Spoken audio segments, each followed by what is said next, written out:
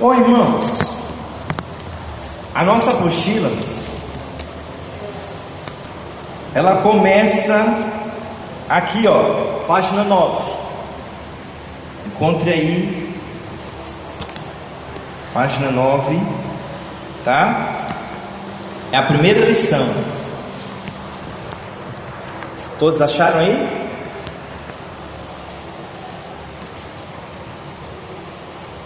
Glória a Deus.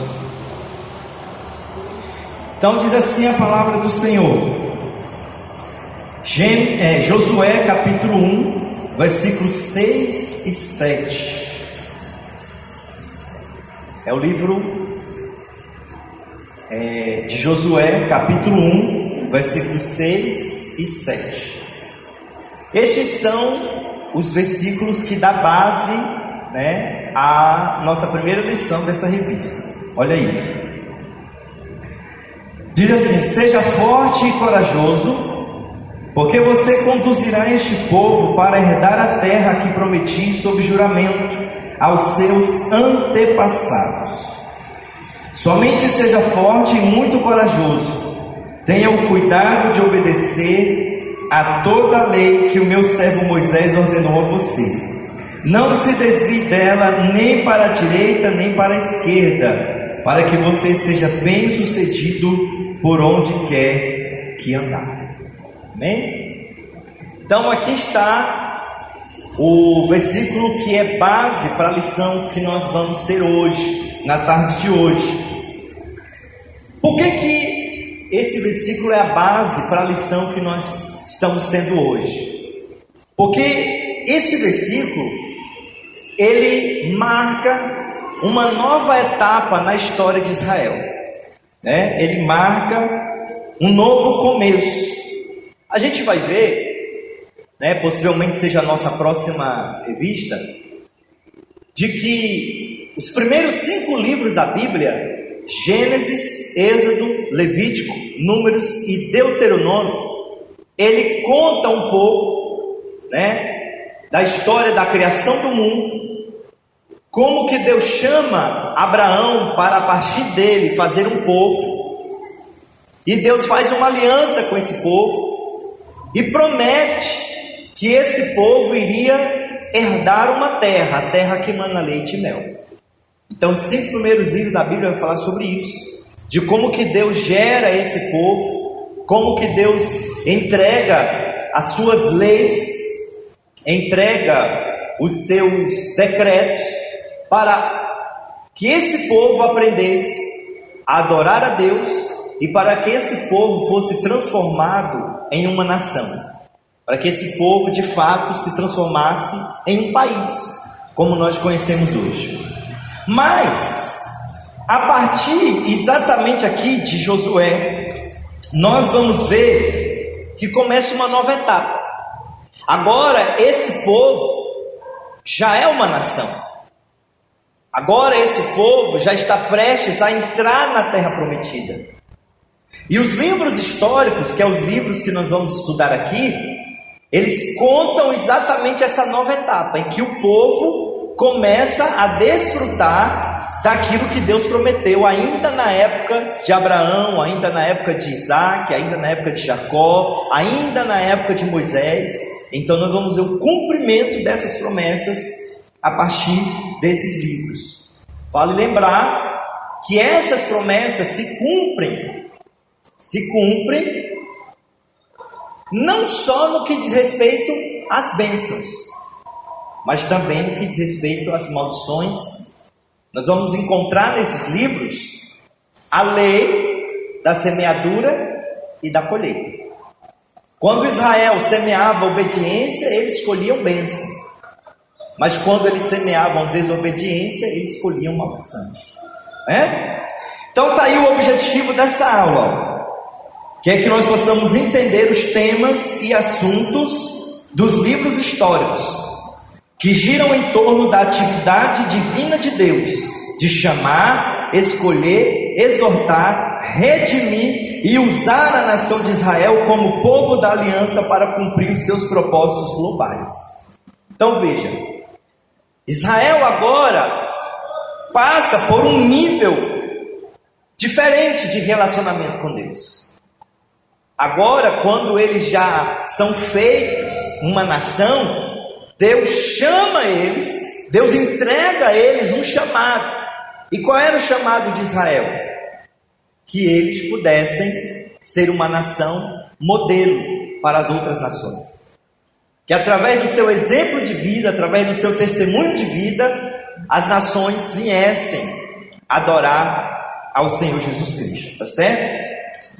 E aí eu quero chamar a sua atenção aqui, porque aí já na página 9 vai indicar para você uma leitura semanal, né? De repente você pode, cada dia da semana, ler esses textos bíblicos aí, que vai te ajudar a entender um pouco mais da lição que nós estamos tratando, tá certo?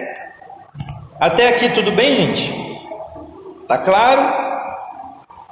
Deixa eu procurar aqui para gente aqui.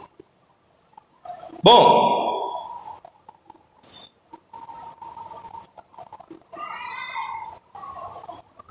se nós observarmos, né, a Bíblia, ela tem algumas divisões. Que divisões são essas, pastor? Os teólogos, os estudiosos da Bíblia, eles costumam dividir a Bíblia em algumas partes para facilitar o estudo, né? Para facilitar a compreensão. Então, por exemplo, os 5 livros iniciais da Bíblia, que eu acabei de citar para você, Gênesis, Êxodo, Levítico e Deuteronômio, é conhecido como Pentateuco, né? A palavra Pentateuco quer dizer 5 livros. Então é conhecido também como os livros da lei, né? Aí nós vamos ter os livros históricos, que é os livros que nós vamos estudar nessa revista. Mas tem também os livros proféticos. E aí fala-se de profetas maiores, profetas menores. Vamos ter livros poéticos, isso no Antigo Testamento.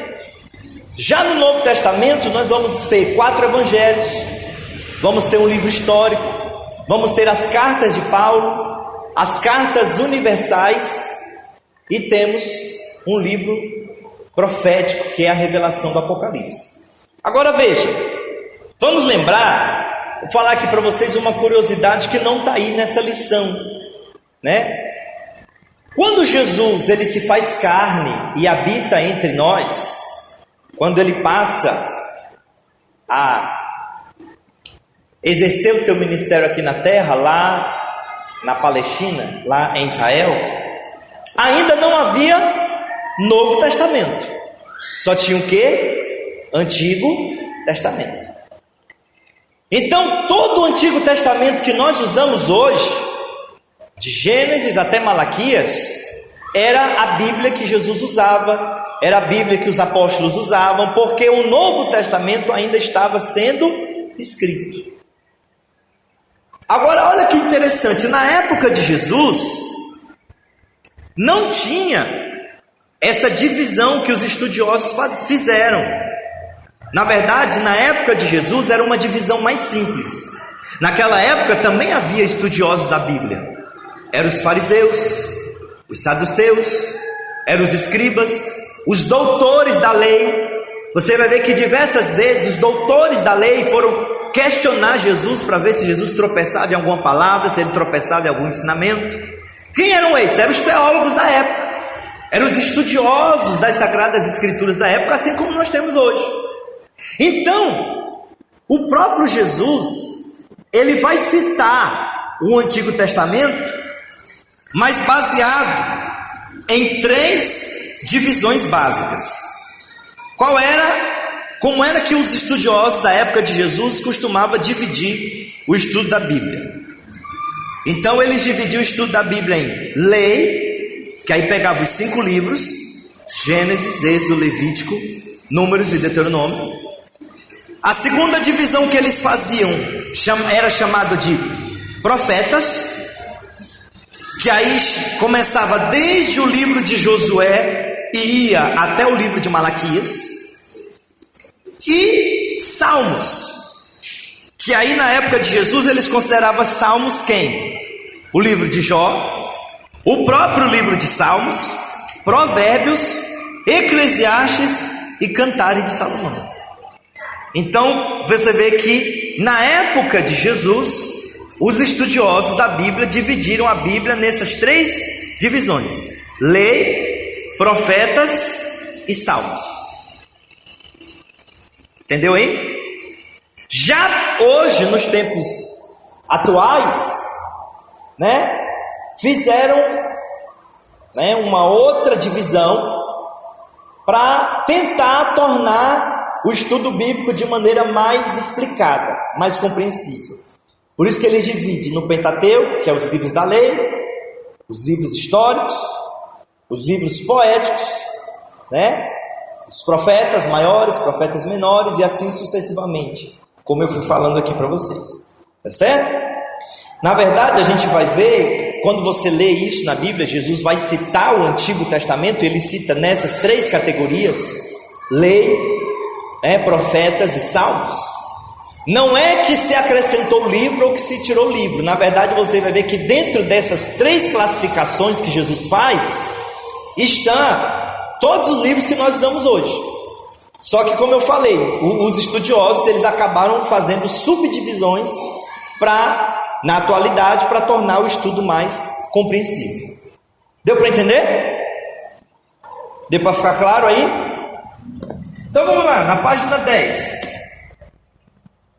Olha aí, vamos descobrir, vamos conhecer, o que exatamente é esses livros históricos.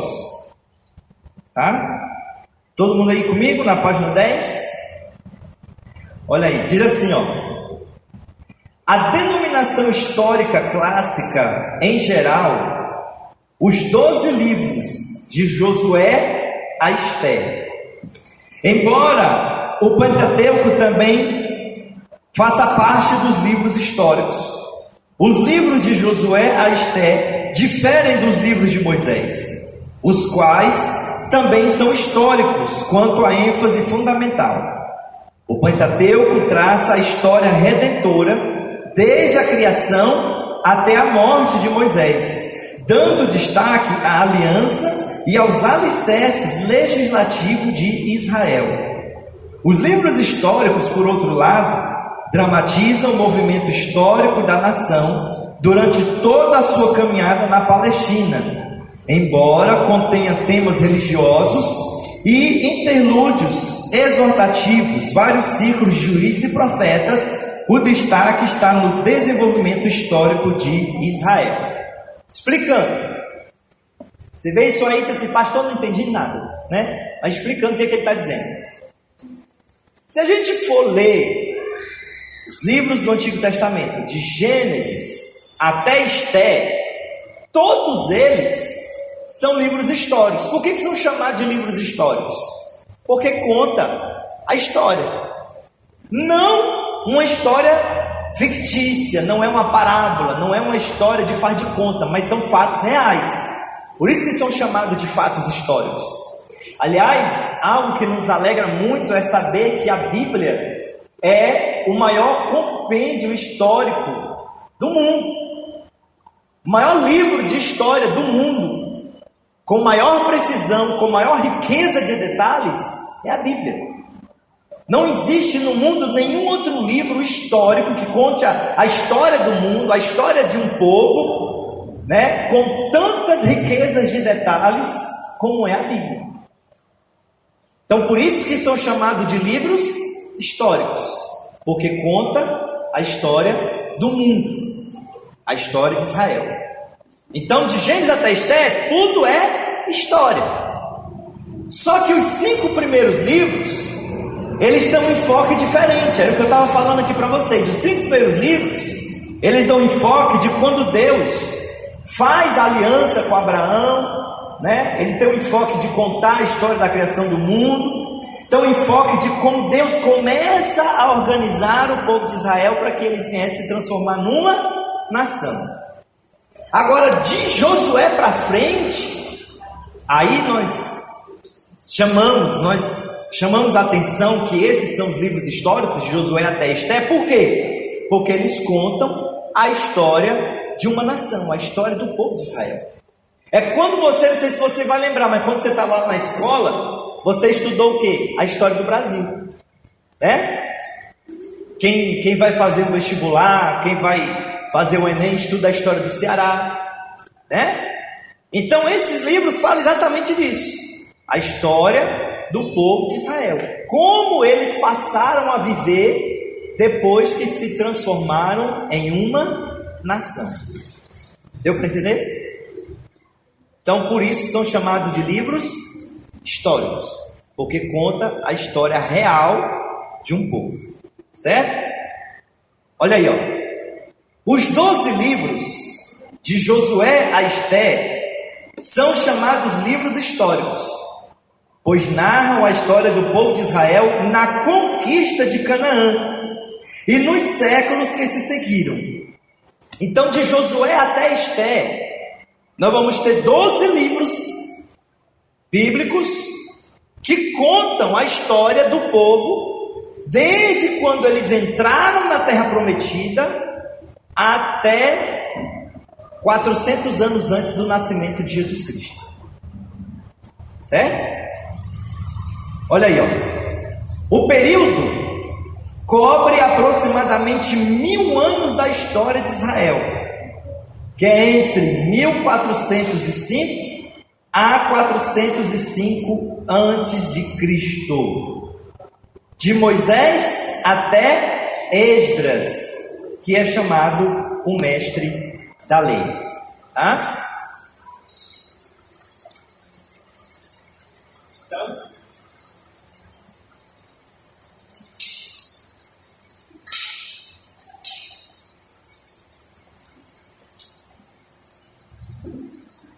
Então olha só, a gente lê na Bíblia, você começa a ler e nem percebe, mas esses 12 livros históricos, eles resumem aproximadamente 1000 anos de história.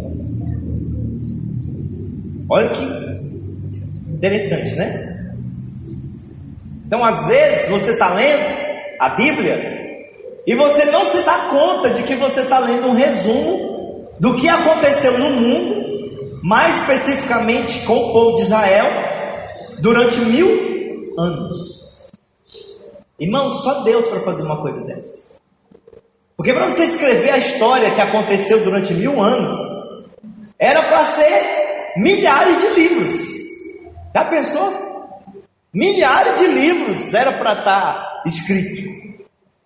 Mas Deus quis com que tivesse registrado ali aquilo que é de principal para o nosso aprendizado e crescimento espiritual, né? É bom lembrar, vamos lembrar aqui que a história do mundo ela é dividida em antes e depois de Cristo, né?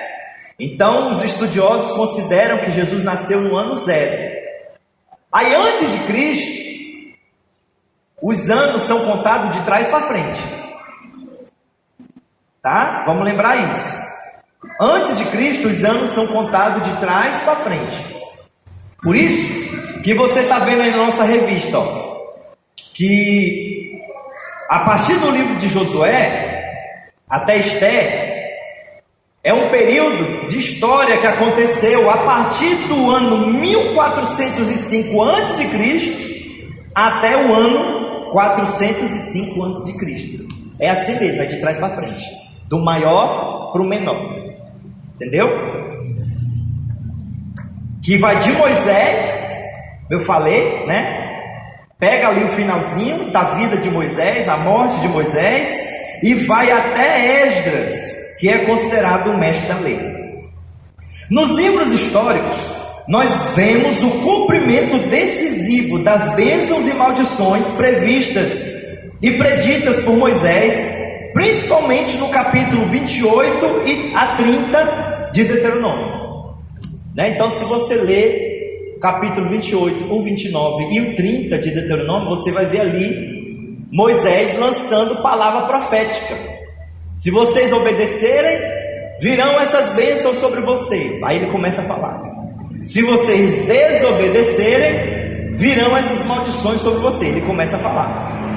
Então, nesse período, desses 1000 anos, nós vamos ver o cumprimento dessas palavras, tanto das bênçãos como das maldições. Olha aí. O contexto geográfico, a página 11. O contexto geográfico desenrola os fatos dos 12 livros na atual Palestina, a Terra Santa ou Terra de Canaã. Então, naquela época, se chamava Terra de Canaã. Muitas pessoas também gostam de chamar de Terra Santa. Mas hoje é chamado de quê? Palestina. Então, da próxima vez que você estiver assistindo o jornal e você começar a ouvir falar, não sei o que os palestinos, não sei o que na Palestina, você vai lembrar que essa terra é a terra que Deus prometeu a dar a Abraão e aos seus descendentes. A terra que mana leite e mel. É lá mesmo. A terra prometida, né? O estudo desses livros, aliás, eu pulei aqui uma frase, né? Histórias de grandes reis como Davi e Salomão, as guerras entre o povo israelita e os povos inimigos de Deus, entre outros. Então tudo isso está registrado nesses livros. O estudo desses livros é importante para termos uma compreensão maior, não só sobre os conflitos atuais entre Israel e os palestinos, bem como entender quem é Israel e o que ele representa para as demais nações do mundo. É o que a irmã Rosinha está acabando de citar aqui. Pastor, mas é lá na Palestina que tem tiroteio, atentado, guerra, é lá mesmo. Mas meu Deus, como é que a Bíblia está dizendo que é a terra que mana leite e mel, a terra prometida, é uma terra de guerra, de conflito, né? Então, estudando essa revista, estudando esses livros, nós vamos entender por que está acontecendo isso lá hoje. Por que você vê aqueles atentados, aquelas guerras, aquelas coisas lá, né? A guerra entre os palestinos e os israelitas. Vamos entender tudo isso aí, certo?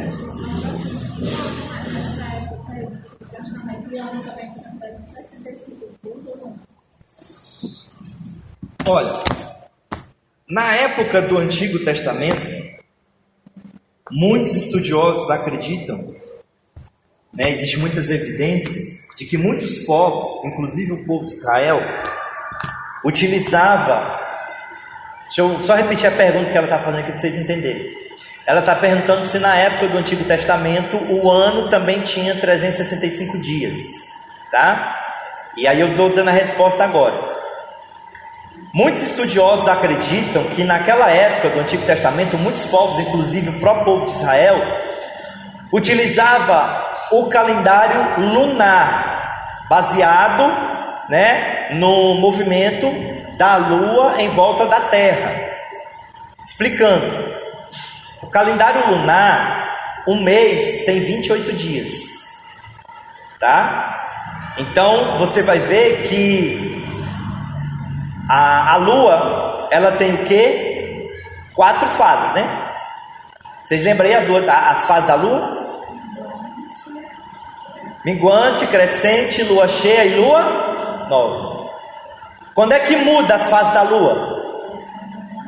A cada 7 dias, né? São 4 semanas no mês. Então a cada 7 dias você muda a lua. Então eles se baseavam, o calendário deles, na lua. Então um mês tinha 28 dias, né? Posteriormente, Gregório, os romanos instalaram o calendário baseado no Sol, no movimento do Sol em volta da Terra. Por isso que nós temos hoje meses de 30 e 31 dias e o ano com 365 dias, né? Porque se baseia no Sol, no movimento do Sol, né? Mas naquela época, é por isso que, se você for observar,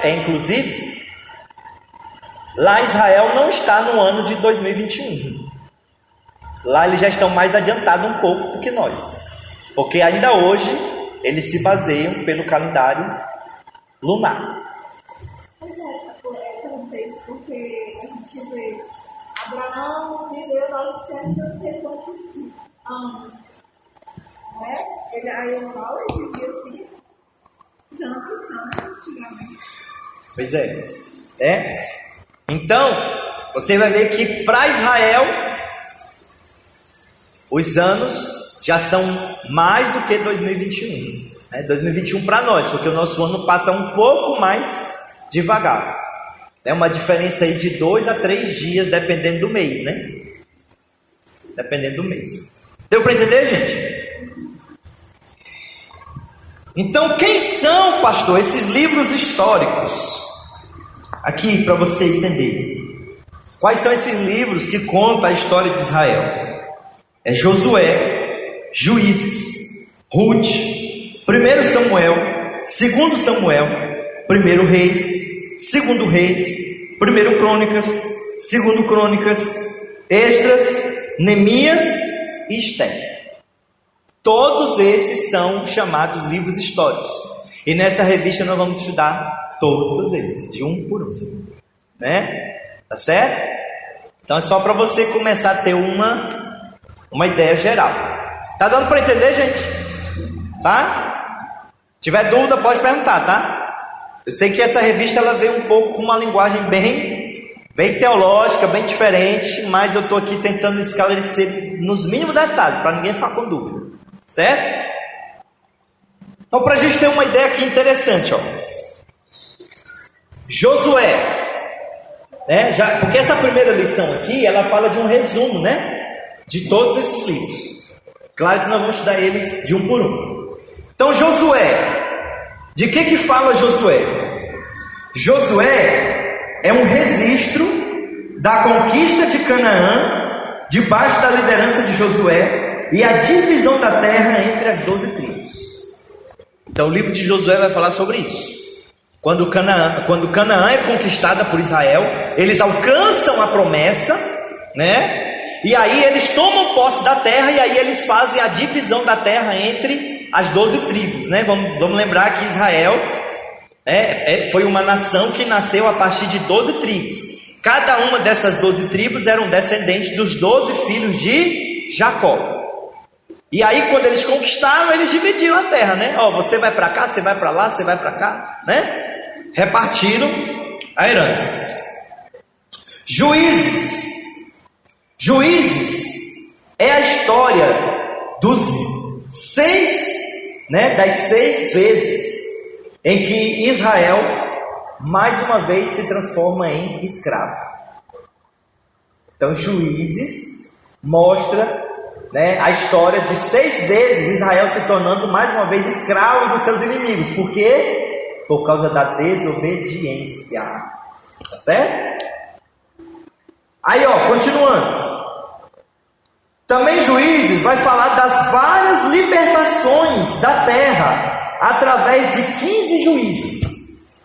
Então, durante esse período do livro de Juízes, houve 6 vezes que Israel foi vencido pelos inimigos, foi levado escravo, e Deus levantou 15 juízes para libertar o povo, para restaurar, né, a comunhão da nação com Deus, para exortar o povo, para julgar o povo, tá? Ruth é uma bela história, né? Fala exatamente sobre a história de Ruth, que era exatamente uma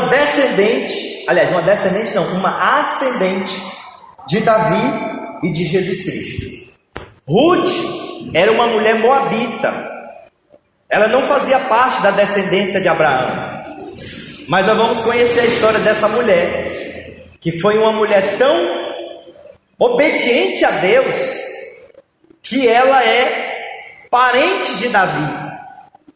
Ruth teve um filho, né? Que o filho dela foi, se eu não me engano, foi Oséias, se eu não estiver enganado, que foi o avô de Davi. E aí Oséias teve o filho Jessé, pai de Davi. Então o filho de Ruth era avô de Davi. E a gente vai ver que Jesus, ele era descendente de Davi. Então nós vamos conhecer essa história aqui, né? E Ruth vai falar sobre ela, sobre essa mulher. 1º e 2º Samuel conta a história do profeta Samuel com as origens e os primeiros anos da monarquia em Israel, debaixo dos reinados de Saul e de Davi. Então, 1º e 2º Samuel são livros que retratam uma transição dos juízes para os reis. Porque os juízes, irmãos, eles não eram governantes. Eles eram autoridades que Deus levantava para julgar o povo, para aconselhar o povo e para libertar o povo, quando o povo se metia em encrenca. Mas eles não eram reis. Aí, quem era o governante da nação? Deus. Só que chegou uma hora que Israel disse assim: não, a gente não quer necessariamente que Deus seja nosso rei. A gente quer ser igual às outras nações. A gente quer ter uma pessoa de carne e osso que seja nosso rei. Será que você percebe alguma semelhança? Onde as pessoas hoje deixam de obedecer a Deus para seguir o mundo? Não, a gente quer ser igual aos outros. Por que a gente tem que ser diferente? É aí que começa a miséria do crente, né? Israel queria ser igual às outras nações, e não foi para isso que Deus tinha chamado eles. Era o contrário. As outras nações tinham que querer ser igual a Israel. Mas Israel chega para o profeta Samuel e diz: não, a gente quer ser igual a todo mundo. E quando o crente começa a querer ser igual a todo mundo, é aí que começa a derrota dele. Porque nós somos chamados para ser diferente. Nós não fomos chamados para ser igual a todo mundo. Nós fomos chamados para ser semelhantes a Jesus. Olha a importância de nós estudarmos esses livros, né? Vamos lá, continuando, ó. 1º e 2º Reis é a história das origens do reino de Israel e mais tarde do reino dividido. Aparecem ali os profetas Eliseu e Elias.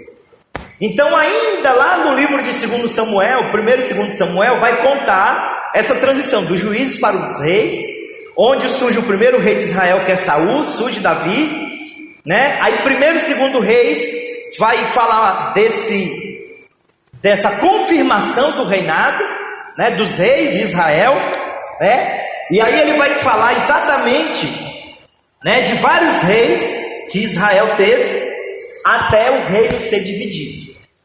Então vamos ver que acontece uma tragédia e Israel deixa de ser uma única nação para virar 2 reinos, o reino do norte e o reino do sul, né? Que a Bíblia vai dizer. Aí você vai ver uma divisão na Bíblia, por isso que às vezes você lê, você não entende, porque na Bíblia diz assim: o reino de Israel e o reino de Judá. E aí nós vamos entender tudo isso no decorrer dessa revista. Por que a Bíblia fala reino de Israel, reino de Judá? E como é que está hoje? Será que ainda existe os 2? Será que existe só um? Será que não existe mais nenhum? Vamos entender isso aí, tá?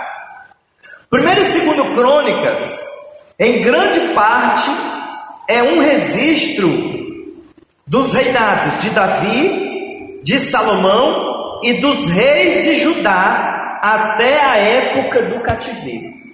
Então, 1º e 2º Crônicas, né, ele foca muito, principalmente, no reinado de Davi, né, que é uma simbologia de quem seria Cristo, né? Por isso que, lembra do Bartimeu? Jesus, filho de Davi, né? Por isso que a Bíblia fala tanto de Davi. Aí ele vai focar muito nisso, foca no reino de Salomão, a construção do templo e tal, né? Até o reino de Judá, né? Ele vai falar muito dos reis de Judá, até eles serem levados escravos para a Babilônia. 70 anos escravo de Babilônia. Aí nós vamos ter o livro de Esdras, que Esdras é um registro do regresso dos judeus do cativeiro e da reconstrução do templo. Então, depois que eles ficaram 70 anos escravos de Babilônia, Deus permite eles voltarem para a terra prometida e reconstruir o templo. Tá? Que aí isso está entre 400 e 450 antes do nascimento, 400 a 450 anos antes do nascimento de Jesus. Tá? Aqui já começa a preparação do mundo para o nascimento de Jesus. É muito interessante, irmão. Tá tudo ligado. Tem nada por acaso, né? Neemias é outro livro histórico, né? É um relato da reconstrução dos muros de Jerusalém e do restabelecimento das ordenanças sagradas. O povo tinha esquecido os sacrifícios, o povo tinha esquecido dízimos, ofertas, até a gente viu, né, na revista anterior, o povo tinha esquecido tudo. E aí Neemias reconstrói os muros, né? Ele registra isso e registra o povo tornando a sua adoração a Deus como ele deveria ser adorado, como ele ordenou que deveria ser adorado. E aí vem o último livro histórico, que é o livro de Esté, né? Que é a história de libertação dos judeus pela rainha Esté, do complô, né, que foi tramado por Amã, e do estabelecimento da festa de Purim. Então Esté fala de como Deus deu livramento, né, aos judeus da morte através dessa mulher, a rainha Esté, e uma festa que surge entre os judeus que é conhecida como a festa de Purim. Ah, então não é pudim, irmão, é Purim. Então se liga. Então, irmãos, veja bem. Aqui eu só estou passando, né? Só para você ter uma visão geral, você saber quanta coisa importante nós vamos aprender nessas revistas, tá certo? Olha aí, ó, página 11. A autoria. O estudo desses livros é importante. Desculpa. Aqui, ó, autoria. Todos os 12 livros históricos são anônimos, sem nome do autor. Foram visivelmente escritos e compilados por vários indivíduos que possuíam o dom profético, reconhecidos como representantes de Deus. 4 deles são geralmente considerados autores principais: Josué, Samuel, Jeremias e Esdras. Esse último com auxílio editorial do sumo sacerdote Eleazar, além de Natã e Gade, que eram profetas. É evidente que Jeremias foi auxiliado na compilação de reis pelo seu secretário Baruque. Na maioria dos casos foram aproveitados nesses livros vários documentos e crônicas usados sob a orientação do Espírito Santo pelos escritores e compiladores. O que ele está dizendo aí, irmãos? Ele está dizendo o seguinte: esses 12 livros históricos que a gente acabou de ver aqui, né, de uma maneira bem resumida, bem geral, não se sabe com 100% de certeza quem escreveu eles, tá? Então,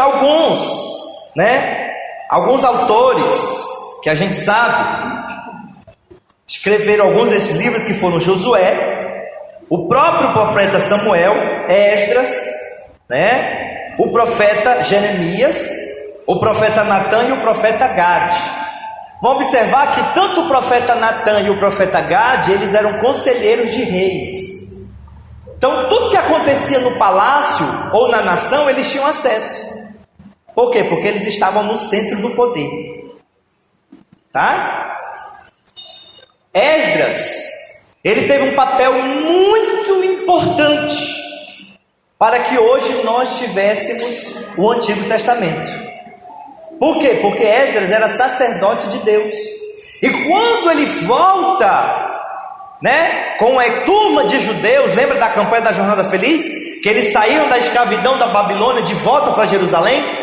Uma das coisas que Esdras faz é reunir as sagradas escrituras que existiam, reunir a história de Israel Então, muitos estudiosos acreditam que Esdras é o responsável para que hoje a gente tenha o Antigo Testamento preservado como nós temos. Ele é o responsável, foi um homem usado por Deus para que o Antigo Testamento não se perdesse, né? Nas guerras, na história do tempo, mas ele reuniu, né? Inclusive, não está aqui na nossa revista, mas, por exemplo, algumas partes desses livros, alguns acreditam também que Isaías também escreveu. Você vai ver, inclusive, que tem capítulos do livro de 1 Reis que é igual a capítulo de Isaías. Igual. Por quê? Porque muitos acreditam que foi o próprio profeta Isaías que escreveu parte desses livros históricos também. Tá? Então, o fato é que Deus usou homens e mulheres para escrever esses livros, né? Inspirados pelo Espírito Santo. Como são livros históricos, nós vamos ver também que, com certeza, né, quando Esdras, Jeremias, Baruque, né, que era o auxiliar do profeta Jeremias, que também Jeremias, ele preservou parte das Sagradas Escrituras quando o povo de Israel foi levado escravo de Babilônia. Então eles juntaram, né? Para você entender, pense uma coisa assim mais interessante. A irmã Nonata escreveu uma carta, a irmã Regina escreveu outra, o missionário Antônio escreveu outra, e aí o Baruque e o Jeremias juntaram essas cartas para colocar no livro, ou transcreveram para formar um novo livro com as 3 cartas. Então assim foi formado esses livros, né? Deus usando diretamente quem escreveu, ou Deus usando alguns para juntar o que já estava escrito para formar esses 12 livros. Ia perguntar? Deu para entender? Né? Porque você vai ver, irmãos, que é um período de história de 1000 anos, né? Então, eles tiveram todo o trabalho de analisar, né, o que aconteceu nesses períodos. O que aconteceu dentro de 10 anos? Foram escritos, 30 livros nesses 10 anos. Então vamos pegar esses 30 aqui e vamos fazer um livro só, um resumo. Então foi assim que eles foram colocando, né? Tá certo? Continuando aí, página 12.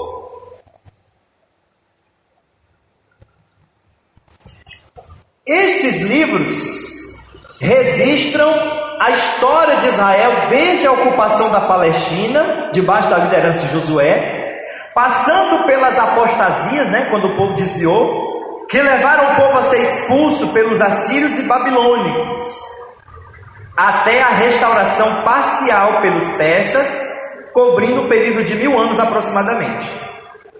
Esses livros dão a estrutura histórica ao restante do Antigo Testamento, até a época de Neemias e Malaquias. Vão de Moisés, o legislador, aquele que deu a lei, até Esdras, o mestre da lei. Por que ele chama Esdras o mestre da lei? Porque Esdras, nós vamos ver aqui que ele colocou no seu coração esse propósito de estudar a lei do Senhor, ensinar e explicar para o povo poder praticar. Por isso que Esdras é considerado um mestre da lei. Você vê hoje a igreja assim, ó, com altar mais alto, as pessoas reunidas. Você sabe quem inventou isso? Esdras.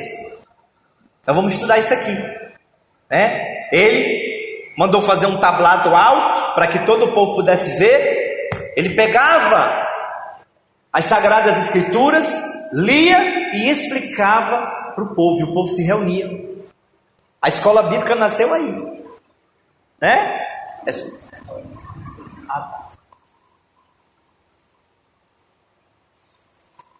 Então, para a gente entender como é interessante.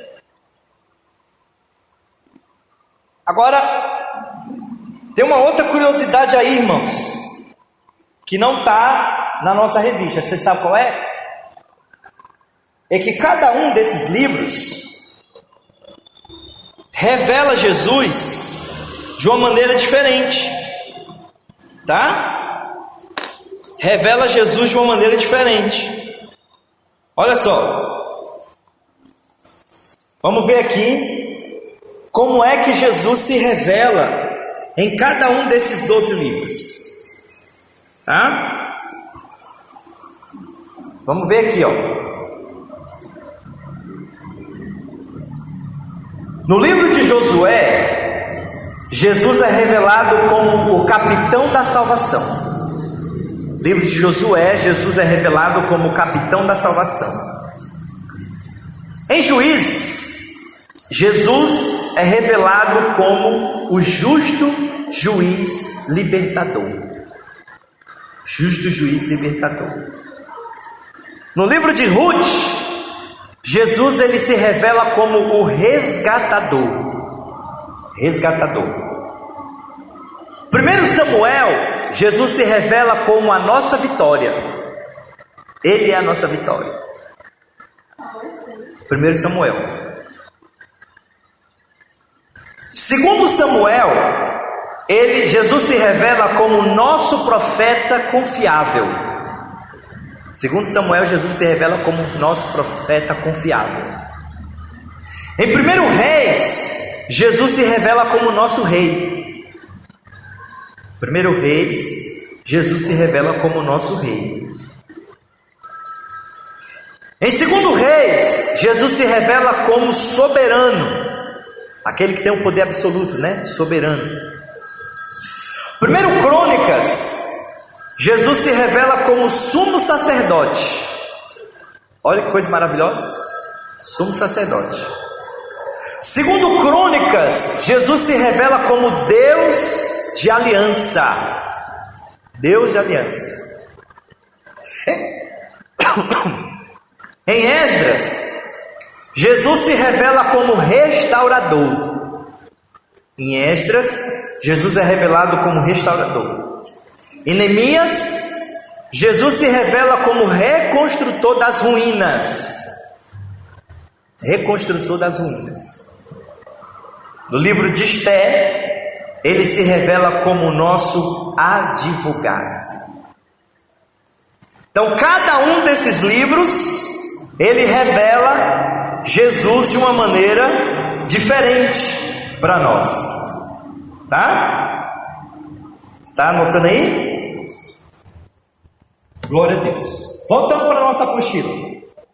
Contexto geográfico. Vamos entender um pouquinho aí, ó.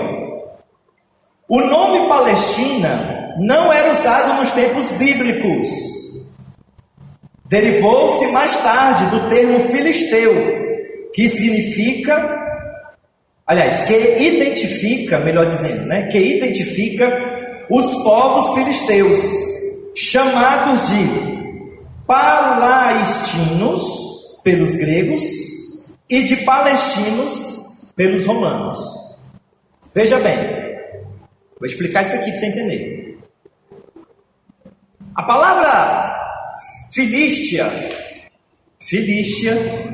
significa terra dos 5 reis.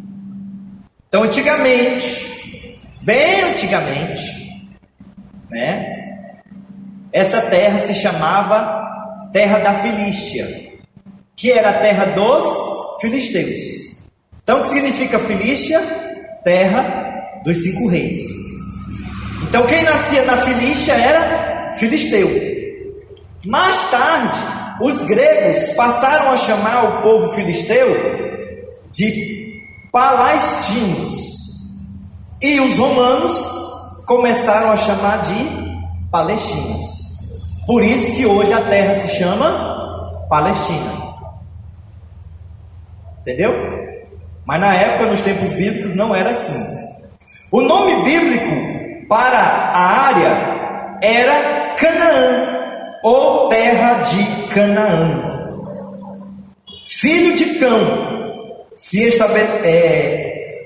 a terra onde Canaã, filho de Cão, se estabeleceu e que tinha sido prometida pelo Senhor a Abraão.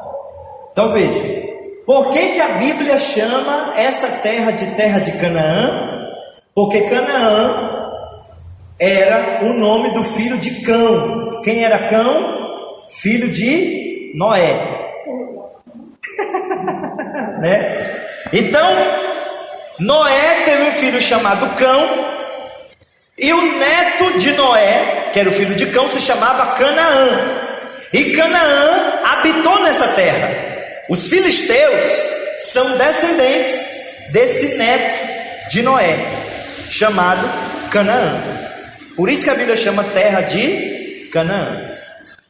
Agora uma coisa que eu fiquei chocado, irmão, quando eu soube, ó. Você sabe o que significa o que significa a palavra Canaã? A palavra Canaã significa humilhado.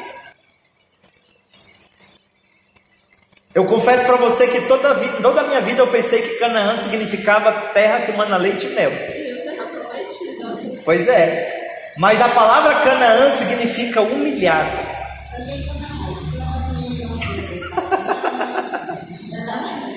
Mas eu vou explicar. Por que se chama humilhado? Lembra quem foi Cão? Cão foi o filho de Noé que viu Noé nu.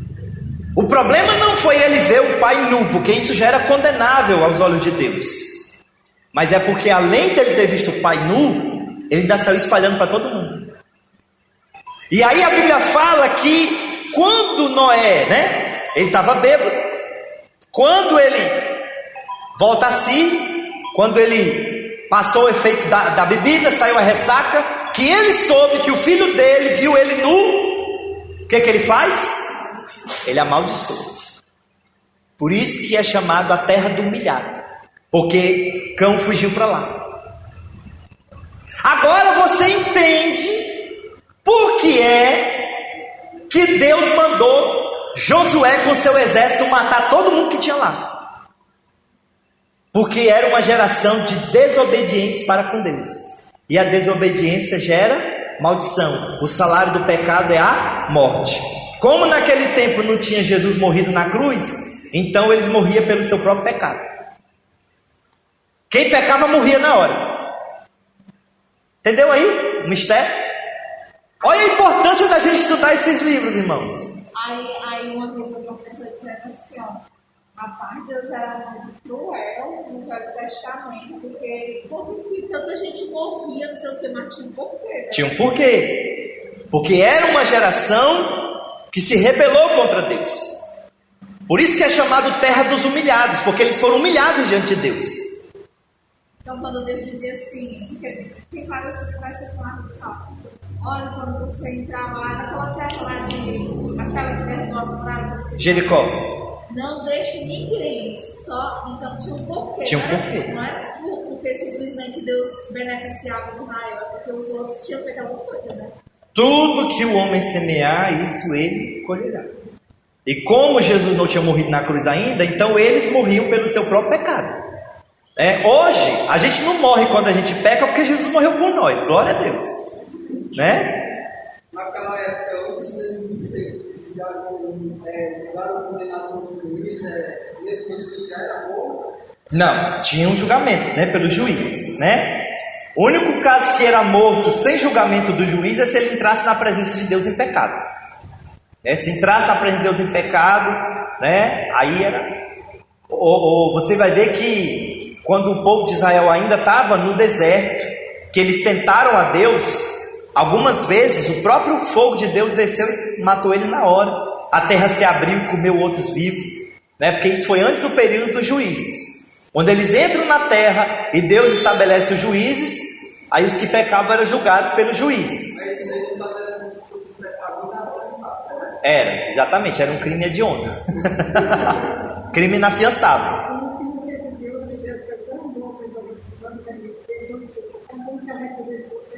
Exatamente.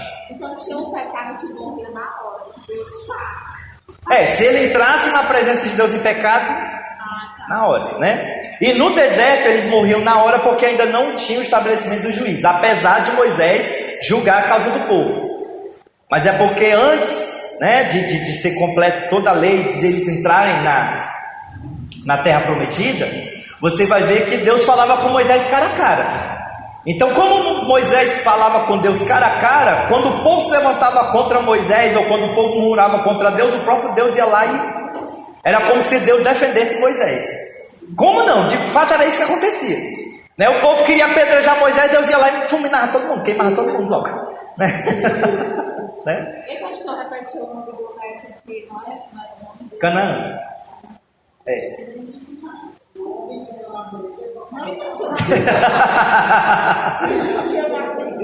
Né? Você já pensou, irmão, se fosse hoje assim, né? Pois é, aí depois Deus estabelece juízes para julgar, né? E tal. Deu para entender? Então, continuando aí, ó.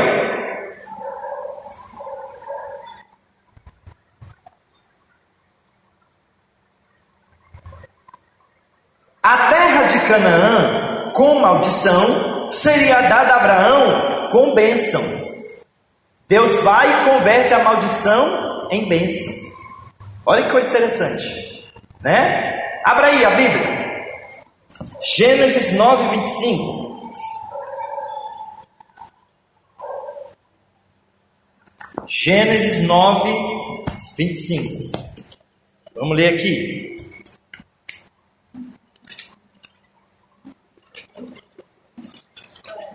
É a base bíblica para que a gente está vendo aqui, tá?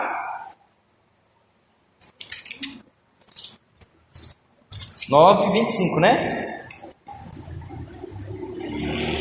Olha aí.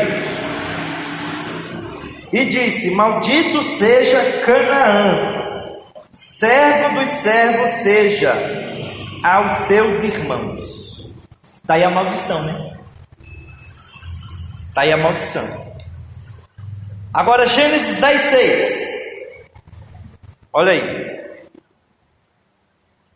Ora, os filhos de Cão foram Cuxi, Mizraim, Put e Canaã. Aí está só confirmando o que eu disse para você, né? E aí vem Gênesis capítulo 12, do 5 ao 7. Olha aí. Gênesis 12, do 5 ao 7. Abraão levou consigo a Sarai, sua mulher, e a Ló, filho de seu irmão, e todos os bens que havia adquirido, e as almas que lhe acrescentaram em Harã, e saíram para a terra de Canaã, e lá chegaram. Passou Abrão pela terra até o lugar de Siquém, até o carvalho de Moré. Nesse tempo estavam os cananeus na terra. Olha aí, olha a história, né? Estavam os cananeus na terra. Versículo 7. Apareceu o Senhor a Abrão e disse: a tua semente darei esta terra. Abrão edificou ali um altar ao Senhor que lhe apareceu. Então, só mostrando para você os versículos bíblicos que mostram esse registro histórico do filho de Noé amaldiçoado, o neto, Canaã, que habitou nessa terra. Os cananeus habitavam a terra e Deus aparece a Abraão, faz uma aliança com ele, dizendo: a tua descendência eu vou dar para você essa terra. Então, né, a terra que era amaldiçoada para a descendência de Cão, agora para a descendência de Abraão, passaria a ser a terra que mana leite e mel, né? Sim. É. Cão é cão? Não. Eu entendi a dia do Brasil.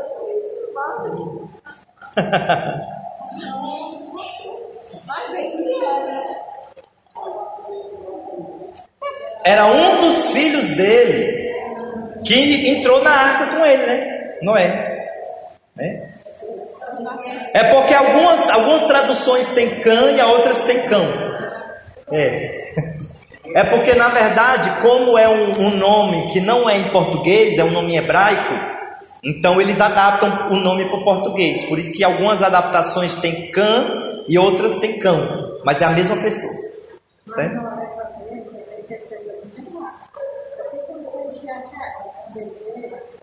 Pois é. Verdade.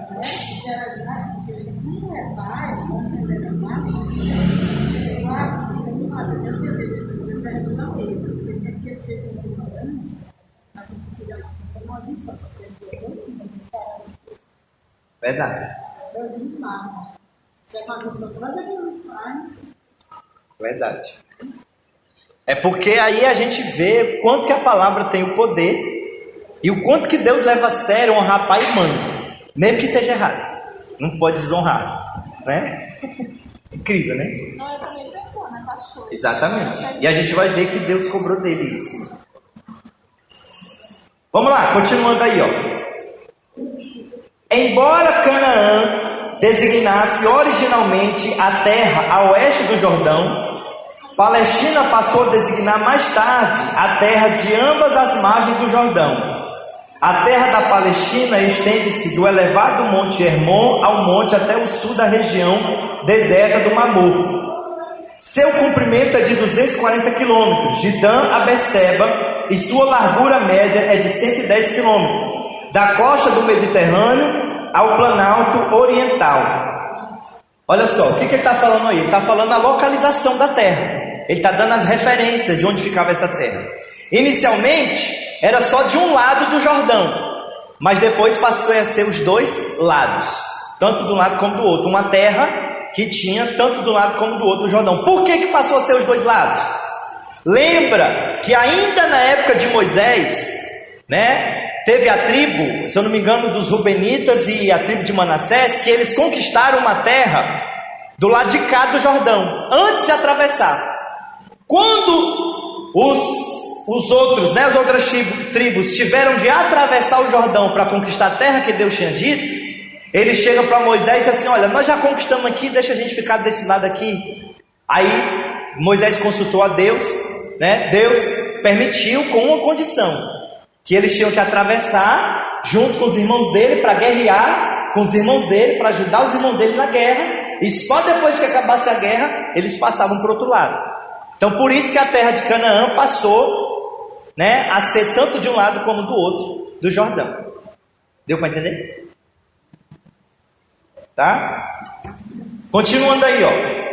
A principal característica geográfica da Palestina talvez seja a ponte que ela faz entre 3 continentes: África, Ásia e Europa. Olha aí, irmãos. A terra de Canaã, ela faz fronteira com 3 continentes: a África, a Ásia e a Europa. E o fato de ter constituído historicamente a ligação entre o Egito e a Mesopotâmia. Vamos lembrar que a Mesopotâmia era a terra original de Abraão, onde ele nasceu, e de lá Deus chamou ele, né, para a terra de Canaã. A Mesopotâmia hoje, gente, é ali onde fica o Iraque, tá? É ali onde fica o Iraque, tá? Assim sendo, o centro das civilizações do mundo e o centro da terra. Então, qual é o centro da terra? A Palestina. A Palestina é o centro da terra, porque liga ali os 3 continentes: África, Europa e Ásia, né? Liga o Egito à Mesopotâmia. A Palestina estava destinada a ser palco de grandes acontecimentos históricos, e o Senhor escolheu essa terra, a Canaã, também chamada Palestina, como a terra da sua aliança com o seu povo. Então, não é por acaso que Deus escolheu essa terra para dar para o seu povo, porque é o centro do planeta Terra. Está lá, é um lugar chave, é um lugar estratégico, né? Continuando, contexto político. Ocupando uma posição estratégica, a Palestina era com frequência alvo altamente cobiçado pelos conquistadores do mundo. Então, como era o centro do mundo, centro da terra, vários povos quiseram conquistar essa terra. Antes da primeira ocupação por Israel, né? Então antes de Deus dar essa terra herança a Israel, ela tinha sido tomada pelos reis da Mesopotâmia a leste, pelos hititas a noroeste e pelos faraós ao sudeste. Então olha quantos povos antes de Israel conquistar a terra prometida, né, estavam lá brigando para conquistar essa terra. Aí, ó, os reis da Mesopotâmia, os hititas e os faraós. E durante a ocupação israelita, Israel foi por diversas vezes importunado ou atacado, não só pelos povos vizinhos, mas por uma variedade de pequenos reinos locais. Então, mesmo depois que Israel conquistou, que Israel recebeu a herança, sempre outros povos estavam guerreando, tentando conquistar aquela terra. Por quê? Porque é uma região estratégica. Vamos lembrar que liga 3 continentes, África, Europa e Ásia. Então todo mundo quer aquela terra, né? Então já havia guerras para conquistar aquela terra antes de Israel chegar lá e depois que Israel chegou lá, né? Olha aí. Estes povos vizinhos saqueadores faziam com que o povo de Israel vivesse constantemente na defensiva. Até hoje, né? Talvez você não saiba, mas o exército mais bem equipado e melhor preparado do mundo é o exército de Israel. Lá, meu irmão, criança de 10, 12 anos de idade já sabe atirar com a metralhadora. As pessoas vão numa lanchonete lá, elas chegam, se sentam, do lado já está ali a arma dela. Na hora que eles sentem ameaçar, e lá todo mundo serve o exército, homens e mulheres. Todo mundo lá sabe atirar, todo mundo lá é treinado para a guerra. Não é por acaso. Até hoje, desde aquela época já tinha gente sempre na defensiva. Imagina você estar aqui comendo uma pizza na lanchonete, toca a sirene, de repente você tem que largar a pizza, já tem que pegar a sua metralhadora ali, seu canhão, porque está tendo uma guerra. Né? Eu acho que Deus queria ensinar isso aí pra gente, era um espiritual mesmo. Vigiar. Vigiar. Israel é o modelo. Né? Você não pode baixar a guarda nunca. Só que lá eles vigiam de todo lado, né? É verdade. E ele vai falar isso, ó. O ponto de vista bíblico desses problemas políticos e militares, entretanto, é sempre apresentado da perspectiva divina ou profética. Aquelas nações ou impérios vizinhos serviam inconscientemente aos objetivos divinos para o povo de Israel. Quando Israel obedecia ao Senhor, as outras nações se enfraqueciam ou eram controladas. Quando os israelitas negavam a fé, o Senhor levantava um poder estrangeiro a fim de puni-los, exilar ou enviar de volta à sua terra. Assim aconteceu, por exemplo, quando Josué invadiu Canaã. Então veja, Deus tinha um propósito. Por que essas nações vizinhas, mesmo depois que Israel conquistou, sempre queriam invadir Israel? Porque era um propósito de Deus. Quando Israel era fiel a Deus, tinha paz. Os reinos vizinhos de Israel eram enfraquecidos. Israel conquistava, Israel dominava todo mundo. Agora, quando Israel abandonava o Senhor, aí vinha uma nação vizinha, que de repente começava a crescer, a ficar poderosa, e aí guerreava e vencia Israel. Aí Israel se arrependia, aí expulsava os inimigos. Aí Israel se desviava, aí Deus levantava outro povo vizinho, né? Então essas nações vizinhas, Deus deixou ali guerreando contra Israel, não por acaso, mas para que sempre o povo pudesse estar na dependência de Deus, e clamando a Deus, e adorando a Deus, e servindo a Deus, né? Para punir o pecado, certo? Agora, irmãos, olha uma coisa interessante que também não está aí na nossa revista. Sabe qual é? Lá no Antigo Testamento que Jesus usava, que é o mesmo nosso, 1º e 2º Samuel era um livro só. Era o livro de Samuel. 1º e 2º Reis era um livro só. Não era 2 livros, era um livro só.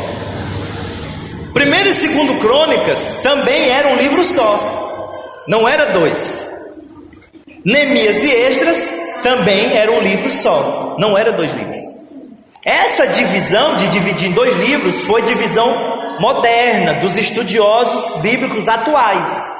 Mas na época de Jesus, 1º e 2º Samuel era um livro, 1º e 2º Reis era um livro, 1º e 2º Crônicas era um livro, Esdras e Neemias era um livro só. Esdras e Neemias é parecido, né? Realmente ele fala para Neemias, né? Porque exatamente fazia parte do mesmo livro, né? Então os estudiosos atuais dividiram, né? Para ficar melhor a leitura, o estudo, entendeu? Finalizando aí, ó. Continuando. Esses livros históricos, eles falam do seguinte, olha aí, esses livros históricos, eles possuem 3 divisões, página 13, esses livros históricos apresentam 3 divisões. Primeira divisão é anterior ao reinado, ou seja, é antes de começar os reis em Israel, era a época dos juízes. Quais são esses livros que contam essa época? Josué, Juízes e Ruth. Em Josué, a terra prometida, ocupada pela fé e coragem, e acontece o julgamento das nações dos cananeus. Em Juízes, existe a demonstração de bênçãos pela obediência e o castigo pela desobediência, conforme a promessa. E em Ruth, a verdadeira fé atrai uma mulher da vizinha Moabe, né? A nação vizinha, que era chamada de Moabe, né? E Deus se mostra favorável a todos os que o buscam. Então veja, Josué, Juízes e Ruth é a história que acontece antes dos reis, né? E aí cada um deles vai contar uma parte da história do povo de Israel. Aí vem a segunda divisão, que é o quê? Que é o surgimento do reino e a queda dos reis de Israel, que pega do ano 1070 ao ano 586 a.C. Então, Josué, Juízes e Ruth fala do ano 1405 ao ano 1075 a.C. Aí agora, no ano 1070 a.C., vem o primeiro rei de Israel, que era quem? Saul, né? E vai até 586 a.C. Quem são esses livros que falam sobre eles? 1º e 2º Samuel. Vem o estabelecimento de um rei piedoso que governe o reino de Deus, né? Que aí vem Saul, depois vem Davi. 1º e 2º Reis, que fala sobre o reino de Israel, que é desafiado pela idolatria de Canaã. Aqui o povo de Israel começa a se tornar idólatra, né? E o reino de Israel perde a batalha para a idolatria, e Deus se mostra soberano ao castigar Israel. Então 1º e 2º Reis fala sobre isso, como a idolatria se estabeleceu no reino e como Deus castigou a idolatria. 1º e 2º Crônicas, ela traça a linha divisória, né? A respeito do reinado de Davi, a construção e a queda do templo de Salomão, tá? E aí vem a terceira e última divisão desses livros históricos, que fala do ano 537 ao ano 542, aliás, 532 a.C., que é o quê? O cuidado de Deus para com os remanescentes no templo dos gentios. O cuidado para com os remanescentes no templo dos gentios, que é o livro de Esdras e Neemias. O que é isso aí, pastor? Depois dos 70 anos de escravidão na Babilônia, Deus permite com que eles voltem à terra da promessa. E aí o livro de Esdras, o livro de Neemias mostra como Deus cuidou dos sobreviventes, né? Como Deus cuidou daqueles que sobreviveram para cumprir a sua promessa. Então o livro de Esdras fala da volta, né, do exílio para reconstruir o templo e restabelecer a devida adoração a Deus. E o livro de Neemias fala da volta do exílio para reconstruir os muros de Jerusalém e estabelecer um governo limitado pelos persas. Deu para entender? Então, primeira divisão dos livros históricos fala de antes dos reis, né, dos reis de Israel. Aí a segunda divisão fala do surgimento dos reis de Israel até a queda, ou seja, quando Deus castiga eles, né, e eles são levados escravos para a Babilônia.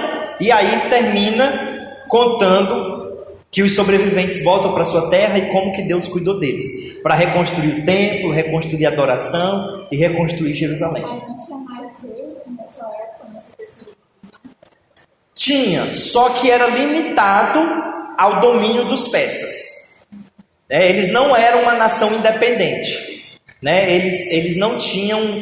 A irmã está perguntando se nessa última divisão de Esdras e Neemias se não tinham mais reis. Na verdade havia, né, era como se fosse um regente. Havia ali uma espécie de governador, mas que era limitado ao reinado dos persas. Era como na época do Brasil e Portugal, bem lembrado, que existia o Brasil aqui, né, que tinha um príncipe regente, mas ele não tomava as decisões sozinho, ele dependia de Dom João VI lá em Portugal para tomar as decisões. Então era mais ou menos assim. Deu para entender, gente? Última curiosidade sobre esses livros, você sabe qual é? É que esses livros, na nossa Bíblia, não estão na ordem que os fatos aconteceram. Então não é uma sequência normal. Eles estão salteados, né? Eles estão salteados. Por isso que você vai ver, por exemplo, que o livro de Ruth, ele está lá perto de Salmos, né? Mas o período de Ruth, da história de Ruth, aconteceu no período dos juízes. Mas está lá depois do livro de Reis, depois de Crônicas. Por quê? Porque não está na ordem que os fatos aconteceram. É importante você saber disso. Não se preocupe que a gente vai estudar cada um desses livros de um por um. Aqui a gente está fazendo só um resumão para você entender mais ou menos o que a gente vai estudar nessa revista. Tá certo?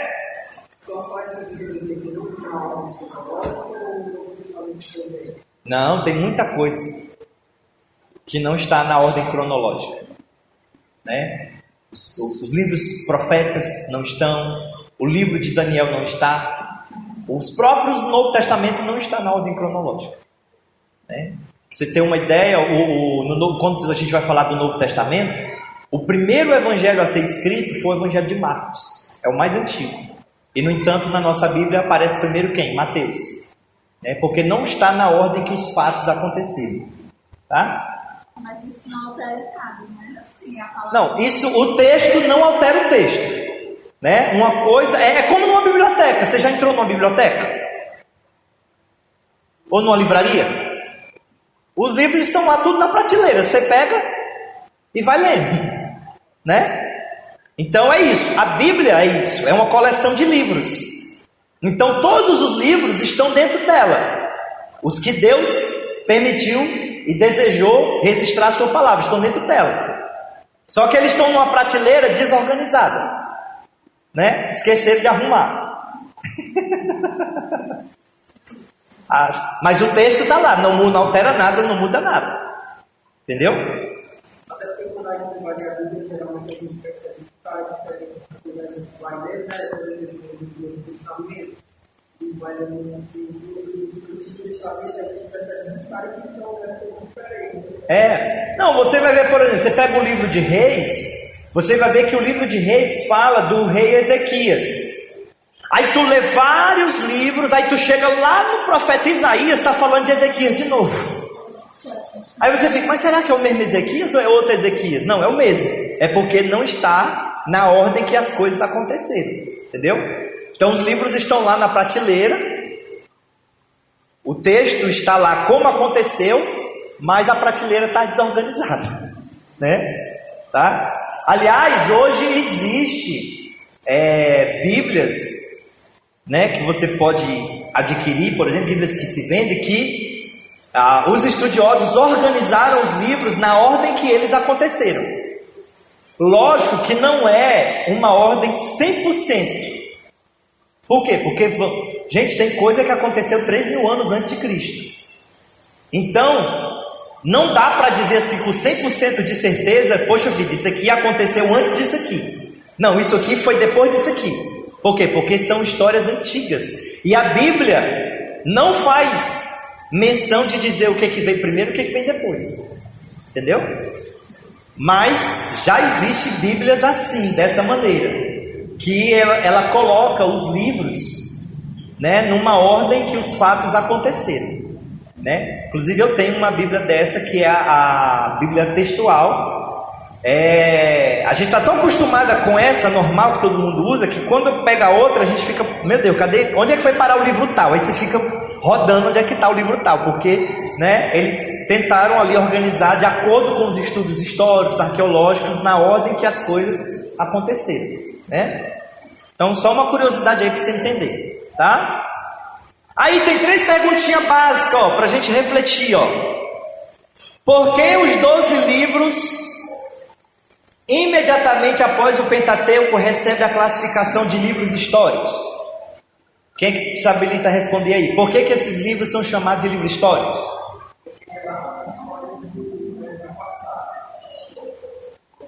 Muito bem, porque relata as histórias do passado, mais especificamente a história de Israel, depois que eles entraram na terra prometida, né?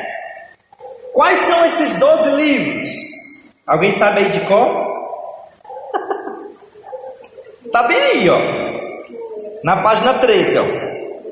Josué, Juízes, Ruth, 1º e 2º Samuel, 1º e 2º Reis, 1º e 2º Crônicas, Esdras e Neemias. E última perguntinha aí, ó. Os livros históricos podem ser subdivididos em 3 momentos. Que momentos são esses? E quais são os livros que integram cada um desses momentos? A gente acabou de ver. Que momentos são esses, né? Antes do reinado, na época do reinado e os sobreviventes do cativeiro de Babilônia, né? Próxima aula nós vamos aprender sobre o livro de Josué. Vamos estudar só Josué, próxima aula, certo? Gente, ficou alguma dúvida? Alguma pergunta? Não? Deu para entender bem? Amém? Glória a Deus. Graças a Deus.